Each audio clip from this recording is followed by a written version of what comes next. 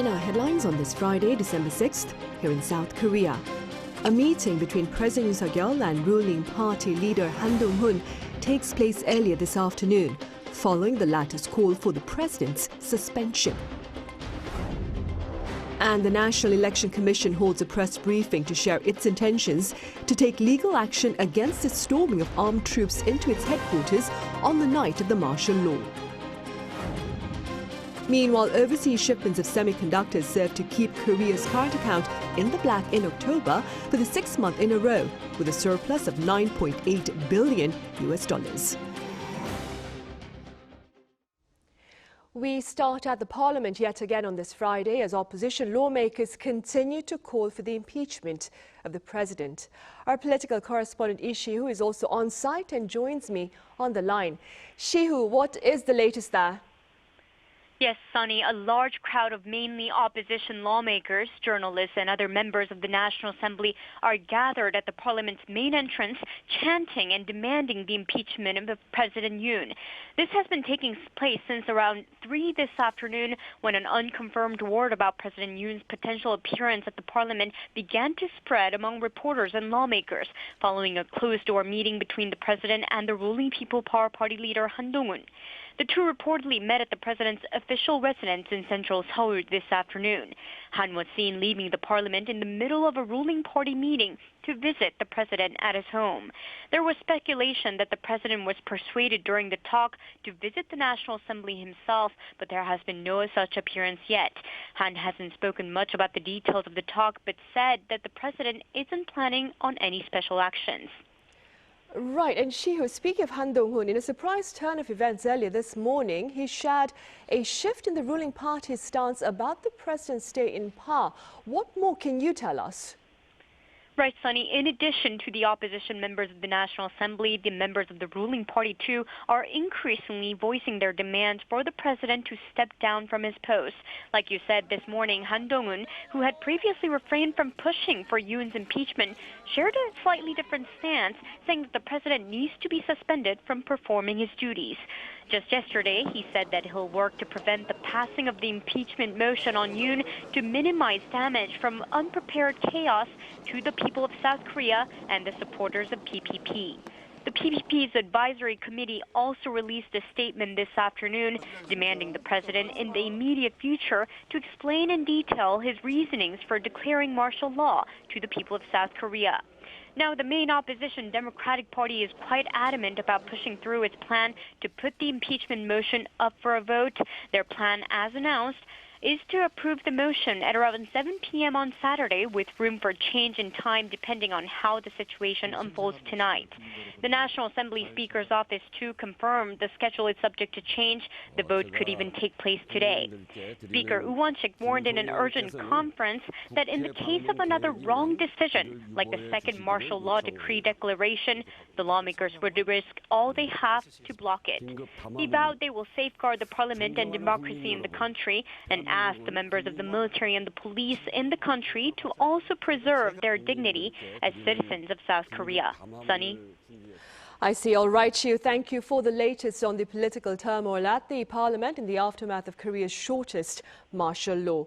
Moving on then, the Defense Ministry has put to rest concerns about a potential second martial law. Acting Defense Minister Kim Sun-ho on this Friday rejected claims about another martial law, adding that any such declaration will be dismissed by the Ministry of National Defense and the Joint Chiefs of Staff. Kim also pledged cooperation with the upcoming investigation by the prosecution through the dispatch of relevant military personnel to assist in all legal proceedings.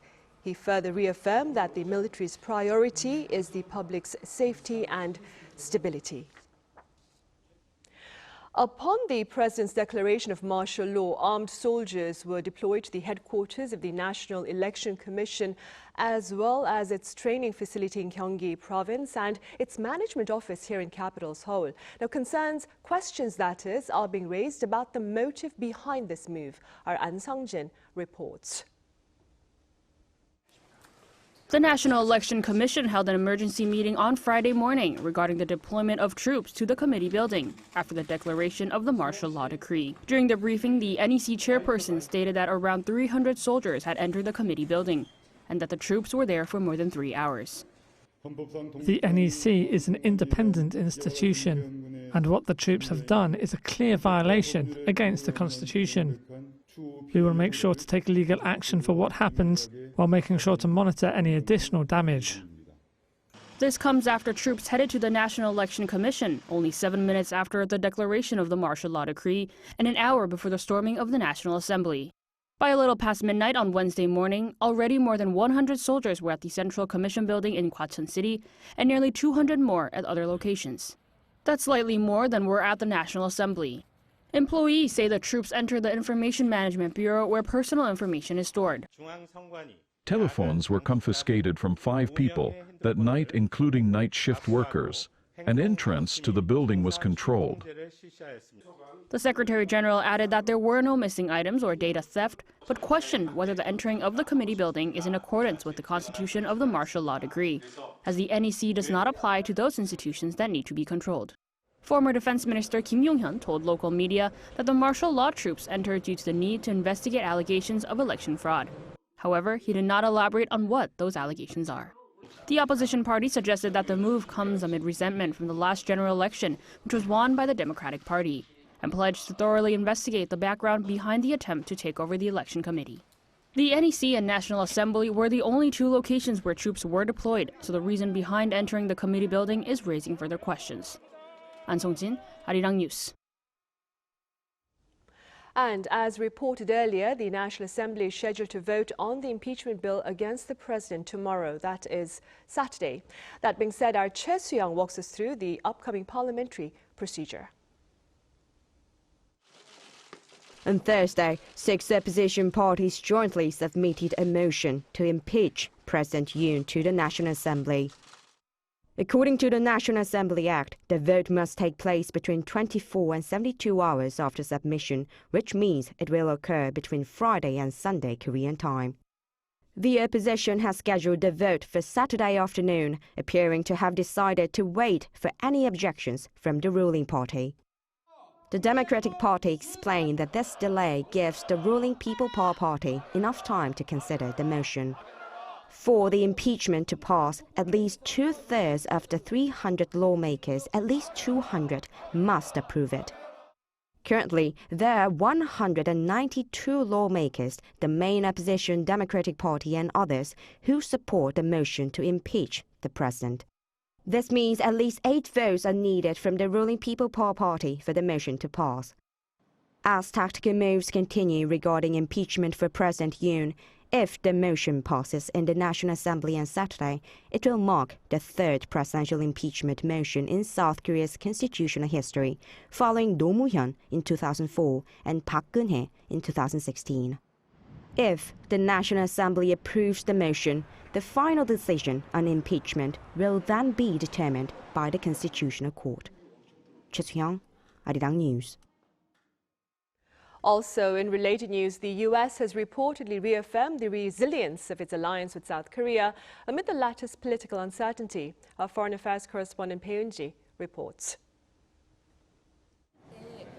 Amid concerns about bilateral relations with the United States, South Korea's Foreign Minister Cho Tae-yeol on Friday held a phone call with his American counterpart, Antony Blinken. The Foreign Ministry said the 2 sides reaffirmed their commitment to the strong alliance between the 2 countries, adding that Blinken valued the strong resilience of South Korea's democracy highly and expressed hope that any future political disagreements will be resolved through peaceful and democratic processes. The U.S. State Department deputy spokesperson also said on Thursday that the partnerships transcend any particular president or government on both sides. When asked about the South Korean parliament's push to impeach the president, he called the impeachment motion an internal process and said the U.S. expected it to be handled in accordance with the Constitution. We continue to support the rule of law and democracy in the ROK, which we think are the foundational pillars of our alliance. But he said many questions are yet to be answered and said developments in South Korea are being watched with grave concern.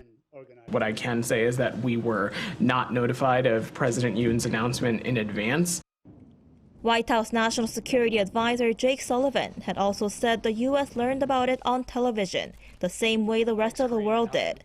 implying that the country was caught off guard by its key ally.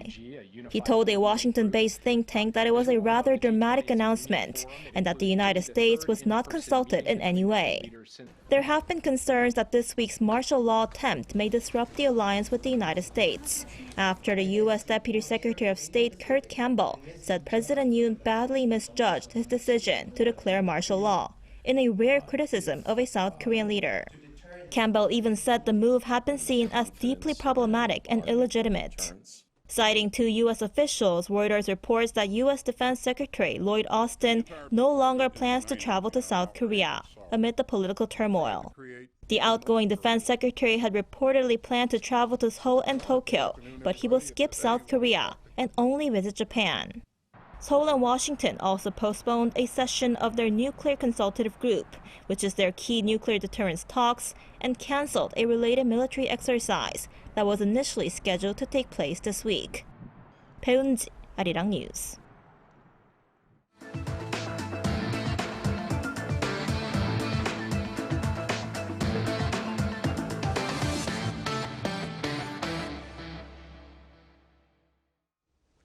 The local bourse lost ground on this Friday amid the mounting political turmoil here in the country. The benchmark Kospi fell 0.56% to close trade at 2,428, while the Kosdaq sank 1.43% to end at 661. At one point during the day's session, the Kosdaq plunged below 650, diving to its lowest intraday level in over 4 years. The Kospi, for its part, tumbled below 2,400. The earlier sell-off followed a press briefing by ruling party leader Han Dong-hun, who called for the president to be promptly suspended from duty. Strong shipments of semiconductors served to keep Korea's current account in the black in October for the 6th month in a row. Our correspondent Lee Soo-jin reports. South Korea's current account was in the black for the 6th straight month in October on the back of strong exports. Preliminary data released by the Bank of Korea on Friday showed that the country's overall current account balance in October logged a surplus of $9.8 billion. After swinging into the red for the first time in a year in April, the current account balance has remained in the black for 6 consecutive months. But while October's surplus was larger than that of a year earlier and the third largest on record for the month of October, it was smaller than that of September. With this latest data, the current account surplus in the first 10 months of the year tallied up to around $74 billion. The latest figures for October were mainly driven by the goods balance, which tracks exports and imports of products. It logged a surplus of $8.1 billion, remaining in the black since April last year. Exports were up 4% on year in October to $60 billion, mostly due to the strong demand for semiconductors. And this marks the 13th straight month that outbound shipments have shown an increase, with chip exports surging nearly 40%. But the size of October's goods balance surplus was also smaller than last month's $10.5 billion, as exports of oil products and machinery fell. Imports dropped slightly by 0.7% as inbound shipments of raw materials such as crude oil fell nearly 4%. The services balance once again recorded a deficit amounting to $1.7 billion, smaller than that of last month, as the travel sector saw greater revenue due to an increase in tourists thanks to China's National Day holiday. When asked about the impact of the unexpected declaration and subsequent lifting of martial law on the current account balance, a Bank of Korea official said that it will be limited. Current account balances are impacted by external conditions and policies, as well as export performance. It does not yet look like it will have enough of an impact to change the overall trend, and the impact seems limited. The Bank of Korea also projected that looking at the current trend as well as November's exports and imports, this year's target surplus of $90 billion will be easily reached. Lee Soo-jin, Arirang News. Meanwhile, a dramatic deal between Seoul Metro and its labor union in the wee hours of Friday offset potential transportation disruptions here in the capital city. Our Lee Seung-jae has details. Wage and collective bargaining agreement negotiations between Seoul Metro and its labor union ended with a deal in the early hours of Friday morning, preventing a strike. The labor union had previously said that a strike would begin with the first subway train on Friday. However, a deal agreed at around 2 a.m. ended any threat of delayed subways for morning commuters. The agreement includes a wage increase of 2.5% and a provision to hire around 630 new employees. The management side also agreed to fill the positions of the 301 workers who retired this year on top of the new hires. Seoul Metro operates subway lines 1 to 8 in Seoul. Meanwhile, the indefinite strike by the workers of the national railway operator Korrail meant some trains and subways experienced delays and cancellations on Thursday. Subway lines 1, 3, and 4 saw delays as Korrail operates the lines jointly with Seoul Metro. A number of high-speed KTX and other trains were either delayed or canceled due to the strike. However, a Korrail official said some of the delays to the subways or trains during the morning rush hour were not due to the strike. The railway operator has been in emergency transport mode since the strike began Thursday, as they have mobilized all available personnel and resources to minimize any traffic disruptions. 이승재, Arirang News.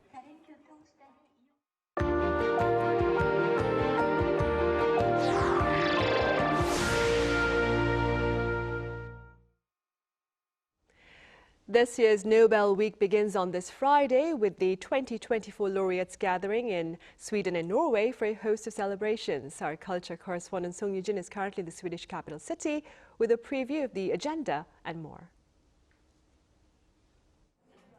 For the greatest benefit to humankind. Those are the words of Alfred Nobel, the founder of the Nobel Prize, the prestigious accolade that has for over a century honored outstanding achievements in science, literature, and peace work. Every December, Nobel Week celebrates that year's laureates in Sweden, Alfred Nobel's home country.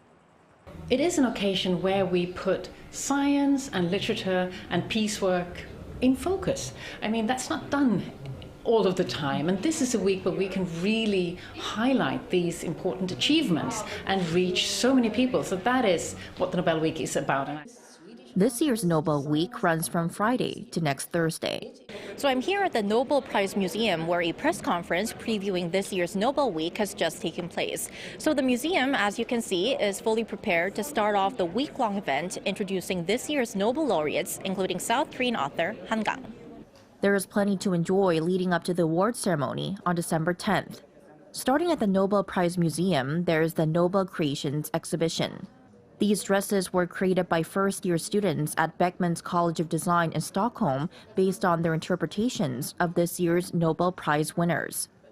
And it feels like a big first step to have this publicity, and it's a great honor to interpret the prizes. And also that the Nobel Prize winners are going to see these creations. This dress has been inspired by this year's Nobel laureate in literature, Han Gang. It symbolizes that she's held like in a grip of silence, and then there is this hand coming in here, which is a sign of pain and relief. And hidden in the folds of the dress are texts from the books. There is a detail here of a burnt fabric and also broken seams around the dress, and it symbolizes the trauma of war. Outside, the Nobel Week Lights Festival will bring a festive glow to the week with 16 light installations by artists, designers, and students from Sweden and abroad, illuminating Stockholm from December 7th to 15th. As for Han Gang, she will make a press appearance at the Nobel Laureate in Literature press conference on Friday afternoon, local time. Her schedule also includes visiting local elementary schools to meet students and teachers, discussing her work at the Nobel reading event, and of course, attending the Nobel Prize award ceremony and banquet. Song Yoo-jin, Arirang News, Stockholm.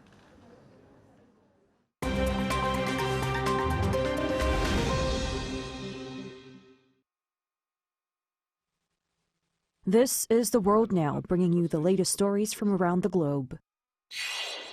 In the U.S., a magnitude 7.0 earthquake hit the Northern California coast on Thursday local time.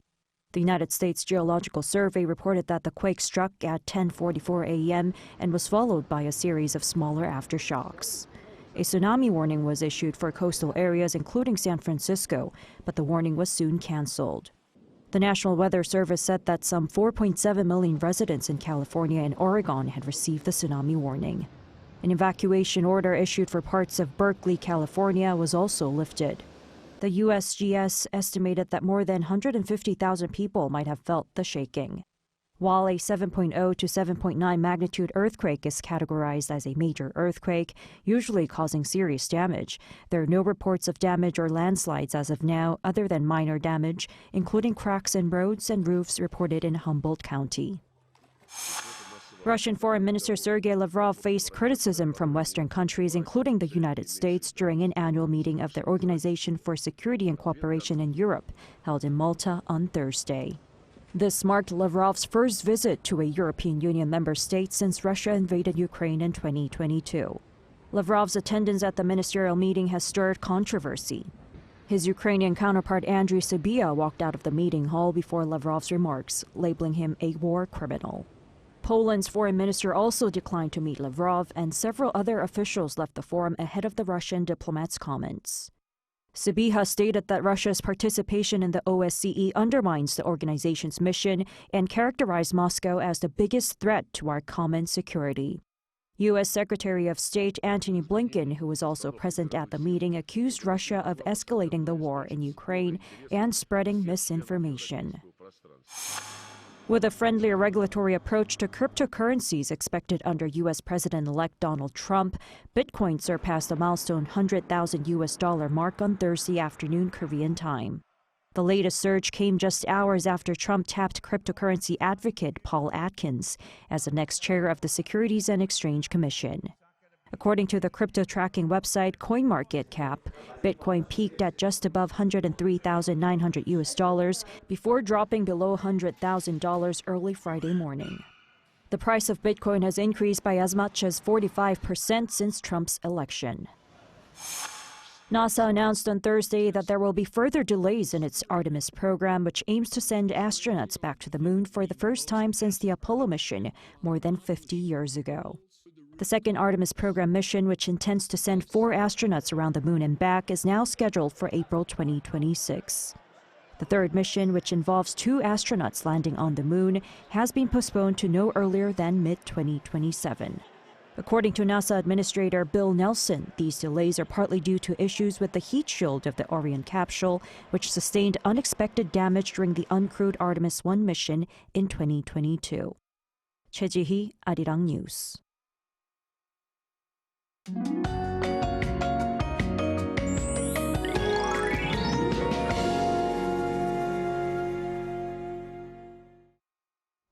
It will get colder this weekend. From tonight, the cold air will come down from the northwest, and the morning temperature in Seoul will be -3 degrees Celsius tomorrow and -4 degrees on Sunday and Monday. Tomorrow, which is Taesol on the lunar calendar, we'll see snow in Chungcheongnam-do province and the Jeollado provinces, as well as in western inland areas of Gyeongsangnam-do province and Jeju Island. The East Coast is drying up day by day. The dry weather warnings issued in eastern parts of Gangwon-do province were extended to the east coast of Gyeongsang-do provinces, including Ulsan. In addition, strong wind advisories are also in place. Please take extra precautions to prevent any wildfires.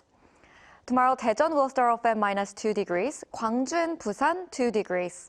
Highs will move up to 7 in Gwangju, Daegu and Gyeongju 8 degrees.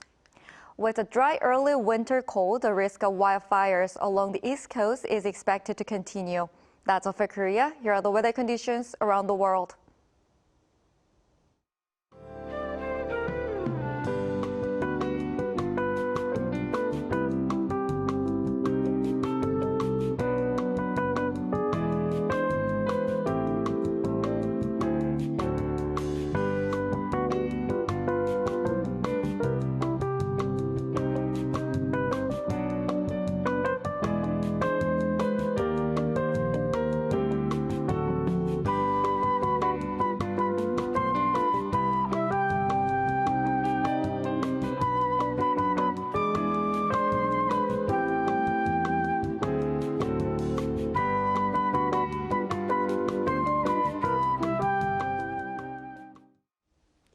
Right, those are the headlines at this hour. As always, thank you for watching.